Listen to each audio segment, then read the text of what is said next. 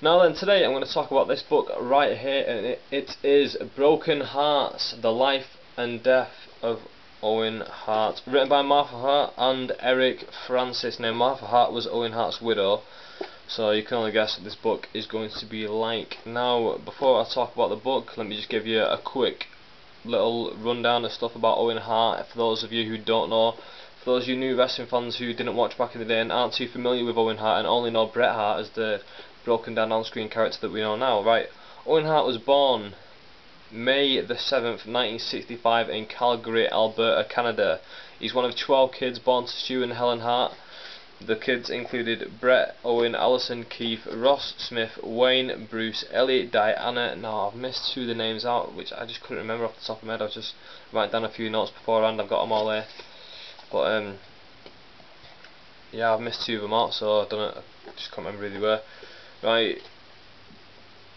He signed for the WWE in 1988 and stayed there up until his death in 1999. During that time, you know, he had a long run. Started off as the Blue Blazer, then moved from that into a tag team wrestler with Jim the Anvil Neidhart as the New Hart Foundation, or the New Foundation, I think they were called. Then 1993, he tagged with Coco Beware as a part of High Energy. Then from 93 to 95 he feuded with Bret, then he joined Camp Cornette and teamed with Davey Boy for a while, teamed with Yokozuna as well, won tag team titles with both those guys. Then obviously the New Hart Foundation was formed with Bret, Owen, Bulldog, Anvil and Brian Pillman. Then he joined the Nation of Domination, which I think was a bit of a rib on Owen, if I'm being honest, because it was a black power group sort of thing. It was a group that used to reference the Nation of Islam quite a lot, and it was sort of a play on the Nation of Islam, not a parody of sorts, but it was basically using that as their base, if you know what I'm saying. In his career, he won the IWGP Junior Heavyweight title, he won the WWF European title, twice won the Intercontinental title, 4 times won the IC title, and he was the 1994 King of the Ring. And Dave Meltzer even gave one of his matches a 5-star. I think it was the cage match against Bret Hart, either that or the WrestleMania match. Yeah, let me talk about this book. This book goes into a lot of detail about the guy's life, but before I say about that, how he died. Now we all know he died in 1999. It was midway through the Over the Edge pay-per-view. He was set to face the Godfather, I think, for the IC title. Maybe it was Gold. Oh, I think it was Godfather. Godfather for the IC title. Apparently, Owen Hart was supposed to win the title, but the match never got that far. In fact, the match never even started. Owen was supposed to propel from the ceiling down to the ring, a sort of superhero entrance, but he was going to be parodying a superhero entrance, because at the time Sting was in WCW and he was propelling from the ceiling down into the ring. He'd release his wire that lifted him down, then he'd beat up the NWO. Apparently, Owen's deal was to mimic that, come down, mess around with his thing, not being able to do it, get off properly. You know, he was a bit of a parody of the superhero, a bit of a superhero who can't really do it. So yeah, when he was up waiting in the rafters to be lowered down, the clip that was holding him in, or one of the clips that was holding him in, released and sent Owen crashing 70 floors to the arena, 70 feet even to the arena floor, to the ring where he landed. Now there's a common myth that he hit the turnbuckle, but I found out in this book that he didn't actually hit the turnbuckle. There's no head injuries at all. He landed straight on the left side of his body and took the full impact on the mat. And also on the way down, apparently he hit the referee, kicked the referee. I think it was Jimmy Corderas, I think, I'm not too sure, but it's the guy you see in the pictures like this, like in the little pictures that you can find on probably Google of Owen Hart down on the mat, and the referee, like, holy shit, holding his head. Right, yeah, so there's a common myth that Owen hit the turnbuckle, but it's untrue. Martha Hart settled for 18 million in the end, suing the WWE. Now, this book tells us all about the life and death of Owen Hart, but mostly about the death, if I'm being honest. It's quite a negative book, this. Now, I can't really blame Martha Hart, because half of me read this book as a wrestling fan, but the other half of me read this as just a regular person empathising with her story. The wrestling fan in me hated this book. I absolutely hated this book from a wrestling standpoint. It told me that the WWE was a bunch of wankers, basically. They were at fault for Owen's death, which may be very true, but you know, she did go to extreme lengths to bury them in every single way possible in this book. She said that the storylines were tacky, it was all phony and fake apart from this one thing. She acted like she's the only person to ever lost her husband to tragic circumstances. There's been far more tragic stuff than this. Not that this wasn't tragic, because this really was, and I really felt for this, because Owen was one of my favourite wrestlers, and still to this day is one of, I say, sorry, not back then he wasn't, because I was a bit of a mark, but looking back, he is one of my favourite wrestlers of all time. He was better than Bret Hart on his day, but Bret Hart, in my opinion, is the best wrestler of all time. Anyway, that's not to be discussed right now. I'm talking about this book. Right, it goes in depth talking about basically the lawsuit. It says the life and death of Owen Hart on the front. Basically, it skims over the life part of him. Like, I think it's only the first 5. There's 13 chapters in this book, and only the first 5 talk about his life. Now, it skims over a lot of stuff. If I in a perfect world, I would have wanted like this book to have gone into far more detail about his life and his career in the wrestling industry. Maybe even his personal life with Diana Hart, because that was touched on, but you know, not really. Didn't really give us that much information. Like it did, like throughout the book, but that was after he died anyway. Yeah, I would have wanted a lot more stuff about his career, what he felt about the wrestlers. Obviously, we didn't know that much because he died, and it's sort of just guesswork. But still, nonetheless, that would have been nice to find out some of the stuff that he had told her. But she didn't put that much of that in here. A lot of the stuff in here is about his death and about the following lawsuit where she sued the WWE, and like I said, settled for a rumoured, speculated $18 million. Yeah, she's very critical of the WWE in this book, but there's one thing I really agree with her in this book, and that the death is probably the WWE's fault, because right, it is the scoop sort of thing. The stunt that was supposed to be happening was only supposed to come down to the ring. Now, they've been doing this stunt. They've done this stunt a few times before with a clip that was the standard clip for this stunt. However, the WWE, Vince McMahon mainly, wanted this stunt to go a bit smoother. He wanted Owen to be able to release himself that little bit quicker when he was in the ring, so there's no faffing. Just to save 2 seconds of time, may I just add in this point.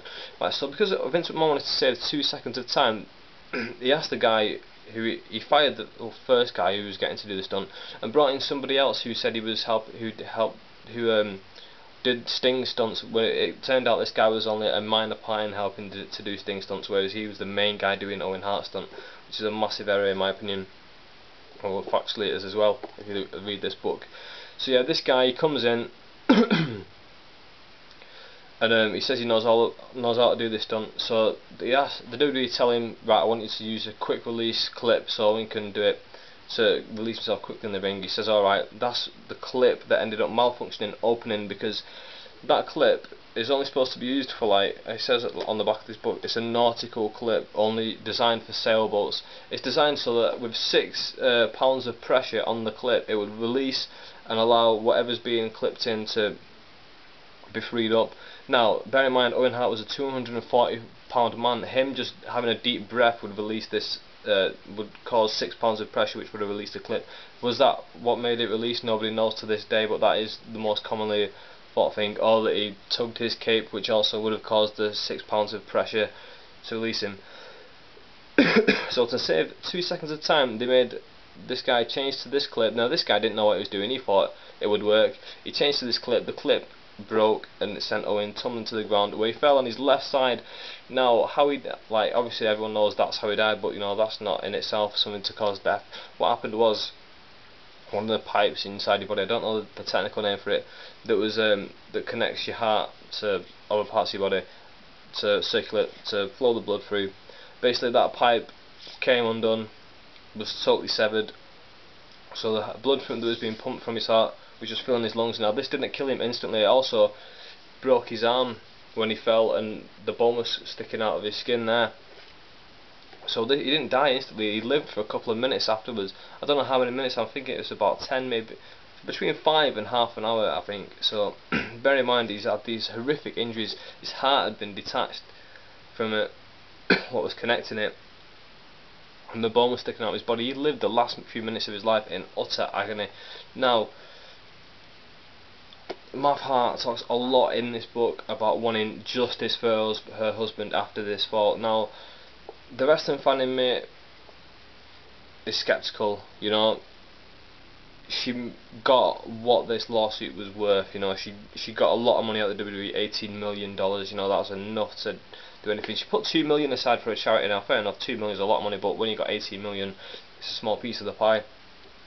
Now, the human inside me empathises with this story a lot, because you know this woman's lost her husband.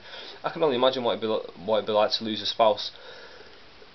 So for this woman to lose her husband and having 2 small kids at the time, it must have been dreadful. She said that when she got the call to find out that her husband had died, her 2 children were outside playing in the yard. You know, media were phoning her trying to get the scoop, and her neighbours out, like her neighbours and friends and family, all wanted to know. The Hart family weren't too close to her. Ellie Hart, Diana Hart, and Bruce, they all did stuff that was very questionable at the time. They're all lobbying for jobs at WWE, so they're all doing stuff to sort of throw her lawsuit off track, so that they could like gain favour with Vince McMahon and maybe get a job at the WWF. Would I buy this book? I probably wouldn't buy this book if I'm a wrestling fan, and I probably wouldn't read it as a wrestling fan. If you're just a wrestling fan wanting to read any book, and this is a good book, because it tells you a lot about how she feels, or at least how she wants to be put across as how she feels. I'm skeptical towards the story, because a lot of people call her a gold digger. Now obviously I'd be unfair to say that myself, because obviously I don't know her, but reading this book and reading what other people say, I'm more empathising towards her side of the story rather than people saying she's a gold digger. But at the same time, I can understand their point of view. They're thinking that obviously she's banned the WWE from using Owen Hart's likeness, which means that they can't use his footage of him at any time, which is quite sad really. And they can't put him into the Hall of Fame. They can't use his name to like make money of sorts, because obviously the Hall of Fame tickets cost money, and that is a advertising thing in itself for WrestleMania. So she won't let Owen Hart be put into the WWE Hall of Fame. I personally don't have a problem with that, because I think the WWE Hall of Fame is a bunch of balls. It's basically just guys Vince McMahon wants to put together in a hall. There's no actual Hall of Fame, because a Hall of Fame is an actual building that's got like commemorative stuff of wrestlers, or so not just wrestlers, and whatever the Hall of Fame is. Could be Hall of Fame bakers. Like, it's just got commemorative stuff of the guys who are in this Hall of Fame, whereas the WWE Hall of Fame is just in Vince McMahon's head. It just only exists up there. There's no actual Hall of Fame. It's just a bunch of names that he decides, do you know what, this person's going to be in the Hall of Fame. It's just a list. It's not an actual place, so it doesn't really matter to me if Owen Hart gets put in there or not, because it's not a real thing. I like the Hall of Fame every year. Let me point that out at this point. It is a decent show. They do put the great video package together. They let the guys cut the decent promos, and it is interesting. I've probably talked far too long on this book already, so I'll give it a quick little rating out of 10. I'll give it 4 out of 10. If you're a wrestling fan wanting to read a wrestling book, don't choose this. If you're a wrestling fan looking for any book, choose this, but you won't get much wrestling information out of this book. And that's me for now.